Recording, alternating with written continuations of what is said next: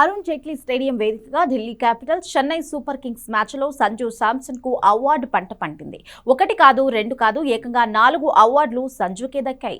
లో స్కోర్ నమోదైన ఈ మ్యాచ్లో చెన్నై సూపర్ కింగ్స్ అటు బౌలింగ్ ఇటు బ్యాటింగ్ లో రాణించి విజయం సాధించింది.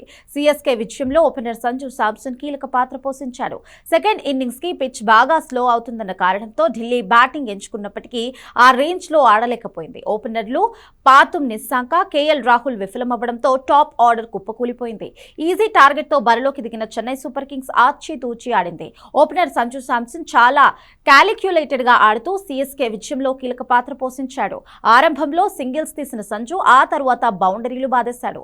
మొత్తం 52 బంతులు ఆడిన సంజు శాంసన్ 87 పరుగులతో నాట్అవుట్ గా నిలిచి player of the match award దక్కించుకున్నాడు. సంజు ఇన్నింగ్స్ లో 7 4లతో పాటు 6 సిక్సర్లు కూడా ఉన్నాయి.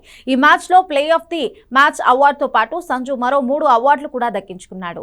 167.31 స్ట్రైక్ రేట్ తో సూపర్ స్ట్రైకర్ అవార్డును సొంతం చేసుకున్న సంజు 7 4లతో on the go fours of the match అవార్డును, 6 సిక్సర్లతో సూపర్ 6 ఆఫ్ ది మ్యాచ్ అవార్డును సొంతం చేసుకున్నాడు. ఇలా ఒకే మ్యాచ్ లో 4 అవార్డులు దక్కించుకున్నాడు.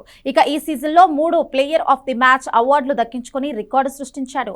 ఈ సీజన్ లో సిఎస్కే 10 మ్యాచ్లు ఆడి 5 మ్యాచ్లు గెలిచింది. గెలిచిన 5 మ్యాచ్ల్లో సంజు శాంసన్ 3 సార్లు ప్లేయర్ ఆఫ్ ది మ్యాచ్ గా నిలిచాడు. అందులో 2 సెంచరీలు కూడా ఉన్నాయి. సంజు శాంసన్ సిఎస్కే బ్యాటింగ్ కి బ్యాక్ బోన్ అంటూ మ్యాచ్ అనంతరం కెప్టెన్ రుతురాజ్ గైక్వాడ్ ప్రశంసలతో ముంచెత్తాడు. ఢిల్లీపై కూడా సెంచరీ చేసే అవకాశం ఉన్నప్పటికీ ముందు జట్టు విజయం ఆడానంటూ అవార్డు తీసుకున్న సమయంలో సంజు శాంసనే నేరుగా చెప్పాడు.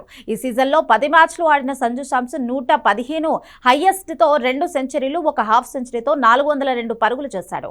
కేఎల్ రాహుల్ 445 పరుగులతో టాప్ లో ఉండగా అభిషేక్ శర్మ 440, హెన్రిచ్ క్లాసన్ 425, సూర్యవంశీ 404, సంజు శాంసన్ 402 పరుగులతో ఆ తరువాత స్థానాల్లో కొనసాగుతున్నారు.